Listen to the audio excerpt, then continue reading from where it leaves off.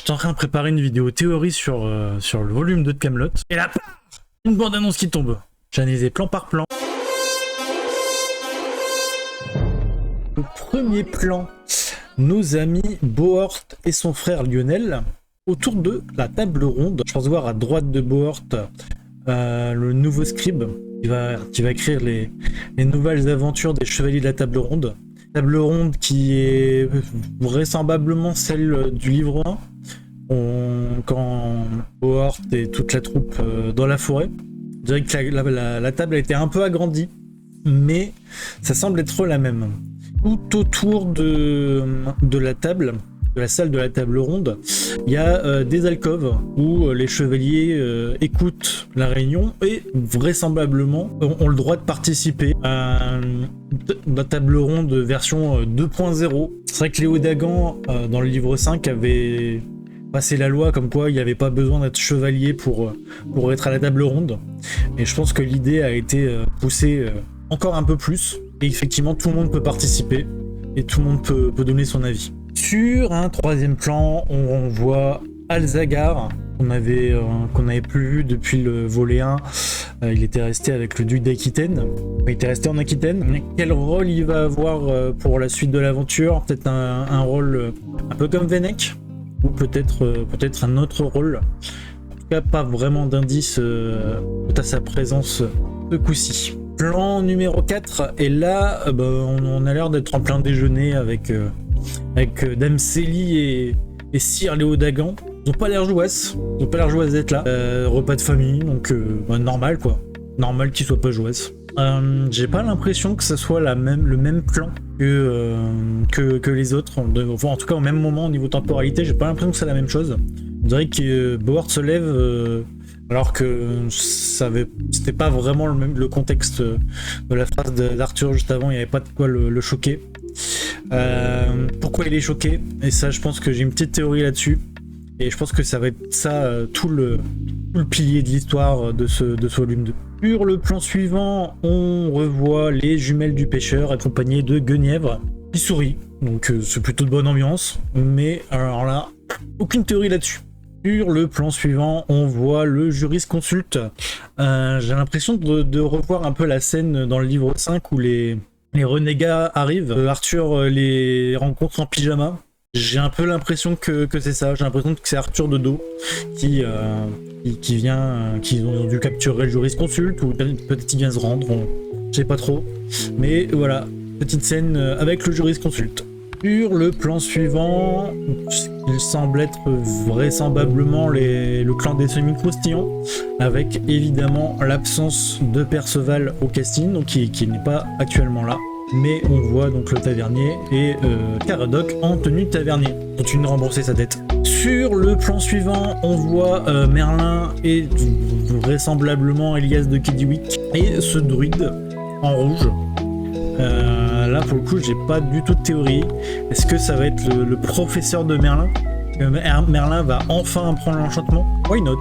J'espère vraiment que Merlin il va avoir enfin un rôle dans le sens où il n'est pas l'idiot que tout le monde croit être. Sur le plan suivant, apparition de la Dame du Lac. Elle arrive en courant de dos. Est-ce que ça serait pas le druide en rouge? C'est possible. Pourquoi elle serait là? Quelle affaire elle vient faire avec les druides? Je sais pas. Là pour le coup j'ai pas d'idée du tout. Sur le plan suivant, on a le tavernier qui se prépare à partir à l'aventure. Donc vraiment tout le monde peut partir faire des quêtes. Tout le monde peut partir à l'aventure. Ça faisait longtemps qu'on n'avait pas vu les deux mégères, la mère de Arthur et la tante Crida. Rien de particulier, elles sont bien habillées. Les costumes, faut admettre, ils sont quand même bien chiadés. Franchement, les costumes, je les trouve absolument magnifiques. Et la colorimétrie de la bande-annonce est incroyable. On a sur le plan suivant, vraisemblablement, les Saxos qui partent également à l'aventure. On n'a pas pour l'instant de vision de Orsa. Mais j'ai l'impression que ce sont des Saxons qui partent à l'aventure. Léo Dagan aussi semble vouloir partir à l'aventure, part tout seul, pas sur l'image. Sa femme ne part pas à l'aventure, c'est bien dommage, j'aurais bien voulu les voir à deux partir à l'aventure. Je pense qu'il y avait moyen de bien se marrer. Et en vrai, j'ai l'impression que tout le monde plus ou moins va lever la main. les jeunes, les anciens chevaliers, les nouveaux chevaliers. Ils ont l'air vraiment motivés à partir à l'aventure. Et quelle aventure! Alors par contre, s'il y en a un qui a pas l'air du tout d'avoir envie de partir à l'aventure, c'est le duc d'Aquitaine. Et il le dit, non, je le sens pas, J'ai une petite théorie sur le duc d'Aquitaine, le rôle qu'il va avoir dans la suite, et je pense que ça peut être sympathique et assez marrant. Il peut y avoir des comiques de situation par rapport à son nouveau rôle. Alors, est-ce que c'est sur la même scène ou pas? En tout cas, on voit plusieurs chevaliers autour de la table ronde, et pas que des chevaliers. On a le chevalier Lucan, chevalier Sèche, le roi Oel, qui a perdu un peu de ses cheveux. Autour de la table, on a donc effectivement aussi donc, le duc d'Aquitaine, la sœur de Léo Dagan, et à sa droite, je sais pas, peut-être un garde, et vraisemblablement, et je pense que de dos tourné, je pense que c'est Mébène. Notre bon vieux Hervé Drinel, qui est également motivé à partir à l'aventure, et pareil, le visage solennel. Et toujours, Hervé Drinel, c'est le personnage marrant qui comprend rien, et là, on sent qu'il a compris quelque chose, et que ce qu'il a compris, il aime pas du tout ça. Et là, on voit enfin, pour la première fois de la bande-annonce, Arthur. Il a un visage sérieux, très sérieux. On l'a rarement vu avec autant de détermination. Généralement, c'est de la détermination qu'il y a sur son visage. Que là, il y a quelque chose de grave et d'important. Et peut-être que c'est des choses graves et importantes qui va être l'élément déclencheur de toute cette aventure. Et donc les aventuriers partent à l'aventure, et j'ai l'impression qu'il y a un schéma qui va être reproduit.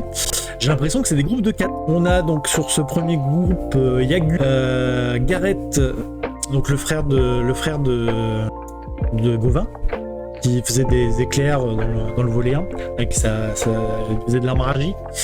Et apparemment ils feront un groupe avec les deux filles de Caradoc, Mébène et Mégane.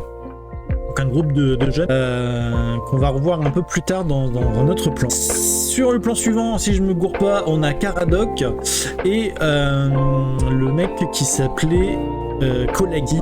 C'est le mec, alors si je me gourre pas, j'ai l'impression de le reconnaître.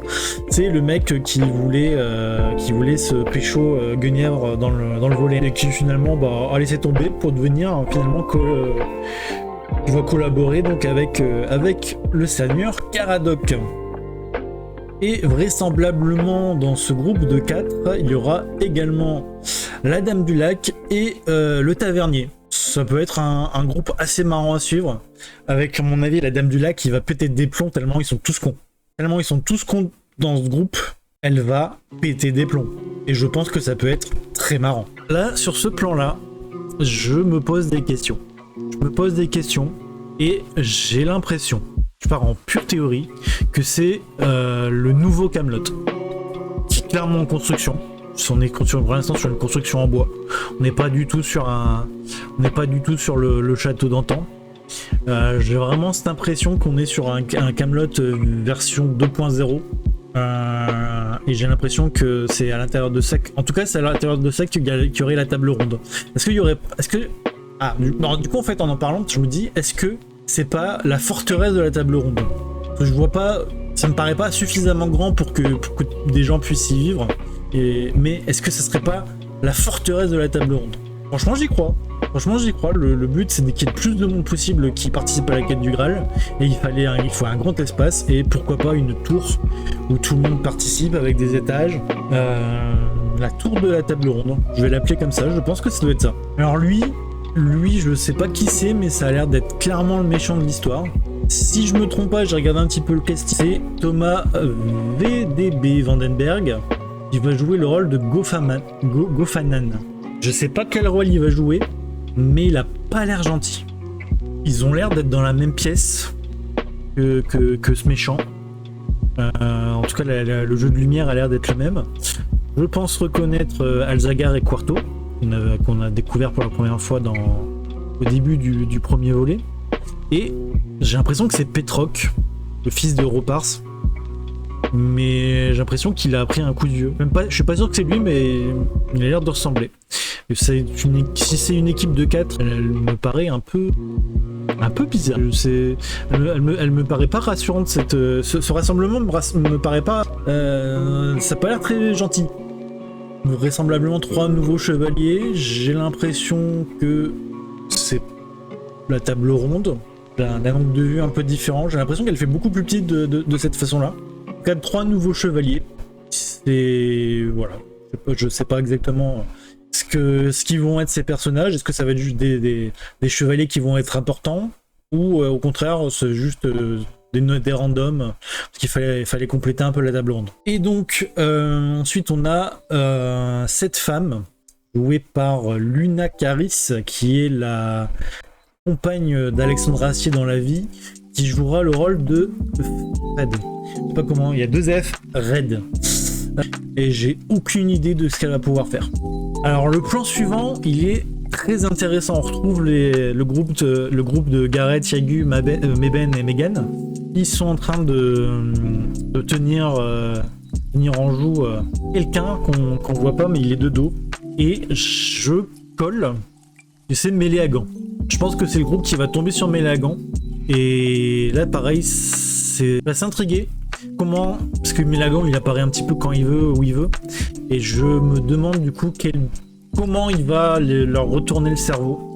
Si c'est vraiment Méléagan, je pense qu'il peut y avoir un sacré retournement par rapport à ce groupe qui a l'air de suivre Arthur vraiment à 100, et qui finalement peut peut-être se retourner contre lui d'une façon ou d'une autre.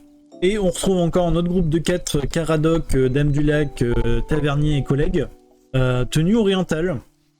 Mais pour le coup, est-ce que c'est juste la quête du Graal, ils vont chercher le Graal, ou est-ce qu'il y a une aventure plus importante et un but plus important et une mission plus importante qui fait qu'ils vont partir à l'aventure.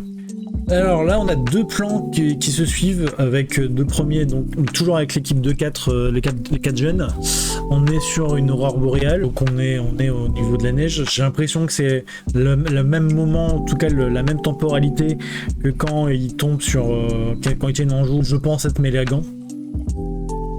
On retrouve aussi Lancelot du Lac. On dirait qu'il a toujours sa vieille armure, mais qui a bien moisi quand même. Il a l'air d'être de nouveau un chevalier solitaire. Est-ce que on va commencer à voir la rédemption de Lancelot? Normalement, c'est ce qui doit se passer si Alexandre Astier suit la légende arthurienne. Normalement, Lancelot va avoir une rédemption. Que ça va être le début de sa rédemption, pourquoi pas. Juste après, on voit certainement Lancelot en haut de la tour et le fantôme du roi Ban. Quel rôle il va avoir? J'avais aussi dans l'idée que ça pouvait être Méléagan qui contrôlerait le fantôme. Je sais pas. Je pense que Lancelot et Méléagan vous risquent d'avoir des scènes ensemble. Je sais pas trop où on va sur ce terrain-là. Sur le plan suivant, on voit Virginie Ledoyen, donc qui remplace l'actrice qui jouait la sœur d'Arthur, Anna de Tintagel. Du coup, joue la femme du roi Lot. Elle a un couteau. Il y a un mec derrière qui se rase les jambes. C'est chelou. Et à droite, donc il y a un personnage donc qui saigne, qui serait donc Sillard d'Orcanie, probablement la sœur de Gauvin et de Gareth. On sent que là, pour le coup, ils sont méchants. Là, il n'y a pas de doute. C'est pas ces personnages-là qui vont avoir une rédemption. Eux, c'est des enfoirés, ça se voit. On retrouve les chevaliers qu'on connaît pas. Ils sont en train de se marrer. Donc vraiment, je pense qu'ils vont passer il va y avoir un moment dans l'histoire où il va vraiment y avoir les aventures. Je pense que chacun va avoir plusieurs aventures, et à mon avis la temporalité va être assez longue. Je pense que les quêtes vont durer pendant une bonne partie de l'histoire. Alors lui, depuis que j'ai vu le livre 1, le volet 1, je le sens pas. S'il y a bien un personnage que je sens pas, c'est lui. Donc c'est Trevor, qui fait partie de la nouvelle table ronde, et c'était créé par Boort dans le premier volet. Et il t'arrive en courant en disant qu'il a été suivi. Il y a une scène juste à la fin du volet 1 où on sent qu'il est pas content, il jette son couteau. J'ai l'impression qu'il... Bah, je pense à Mordred. Je pense à Mordred qui est censé tuer Arthur dans la mythologie arthurienne. Et vu qu'Arthur n'a pas d'enfant à l'heure actuelle et que niveau temporalité, il est pas prêt d'en avoir, je pense aussi. Ah, j'ai vraiment l'impression que c'est lui qui va tuer Arthur. Donc d'ici là, il aura grandi d'ici le volet 3, mais je sais pas, j'ai ce pressentiment. De ma théorie sur ce personnage-là, et je suis peut-être complètement à côté de mes pompes. Avant-dernier plan, avant le tout dernier, on a Arthur qui est dans un champ. Qu'est-ce qu'il va foutre? Est-ce que c'est une scène juste avant celle qui va juste avant le dernier plan qu'on voit? Voilà, on n'a pas spécialement d'indice. Il a l'air d'être en mission, en quête. Est-ce que lui va partir à l'aventure tout seul? C'est un chevalier, c'est le roi, mais du coup c'est un guerrier qui peut se débrouiller tout seul. Donc je pense que même lui va partir en quête. Je regarde un petit peu plus en détail, j'ai pas l'impression qu'il porte Excalibur. Je sais pas. Et justement, en parlant d'Excalibur, et ça c'est le dernier plan, on a Arthur qui replante une nouvelle fois Excalibur dans le rocher et qui dit « Démerdez-vous ». J'ai quelques théories, je pense que tout est plus ou moins lié. J'ai fait une vidéo récemment où je m'interrogeais sur l'absence de Perceval dans le prochain film.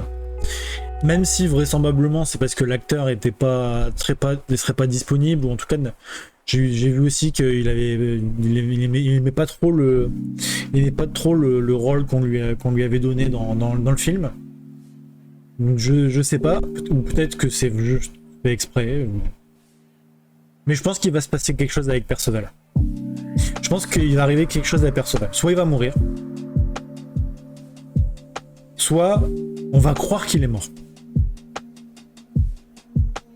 Et je pense que ça pourrait être ça, la quête. Ou alors il s'est fait capturer. En tout cas, je pense que ça va être ça, la quête, ça va être retrouver Perceval. Je pense que s'il y a bien un personnage que tous ceux qu'on a vus, ils aiment bien, c'est Perceval. Et on sait qu'au début du film, Arthur va retourner un petit peu dans sa léthargie, il va retourner dans sa dépression, il va passer tout le début du film dans son plumard. Et je pense qu'il faudrait au moins quelque chose comme un choc électrique de ce type, qui aurait un rapport avec Perceval pour le faire sortir de sa torpeur. Et je pense que c'est également une quête qui peut mettre tout le monde d'accord. Sauver Perceval, ça me paraît être la quête où tout le monde peut se transcender. L'équipe des jeunes, ils ont grandi avec Perceval. C'est ton Perceval, quoi, je veux dire. C'est ton tour de Mébène et de Mégane. Le groupe de Caradoc avec le tavernier. La Dame du Lac. Perceval, il a un destin incroyable. Je pense qu'il va avoir un rôle important pour la suite de l'histoire. Pour moi, il y a deux choses. Soit c'est la quête du Graal, et en fait Perceval, bon en fait c'est tout, on l'a mis de côté parce qu'il peut pas être dans le film, donc on l'a mis de côté, il est juste pas là. On aura peut-être une phrase ou deux pour nous dire où est-ce qu'il est. Ou justement c'est l'arc narratif et toute l'histoire serait autour de Perceval et le fait de le retrouver. Voilà. J'avais déjà cette idée-là avant avant que le trailer sorte aujourd'hui. J'avais déjà prévu de faire une théorie sur Perceval et pourquoi il serait l'élément. J'avais d'autres théories, qui du coup sont tombées un petit peu à l'eau, mais voilà. Je pense qu'il y a il y a pas mal d'arcs narratifs qu'on va pouvoir voir. Donc les jeunes qui partent à l'aventure, plusieurs groupes d'aventuriers. J'imagine bien un groupe Léo Dagan avec Bohort, son frère et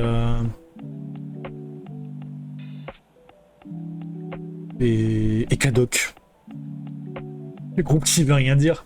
Mais voilà, je pense qu'il peut y avoir des groupes de 4. J'ai l'impression qu'il y a cette histoire de groupe de 4 qui risque d'avoir pour chacun des groupes. Voilà. J'ai plus trop rien à dire pour le moment. Je vais réfléchir à. Là, je suis un petit peu à chaud, donc je vais réfléchir à d'autres théories. Et je pense que je referai une vidéo d'ici quelques jours avec mes idées. Dites-moi vous vos idées dans les commentaires si vous en avez. Et je pense que ça va être une tuerie. Allez, ciao les chevaliers.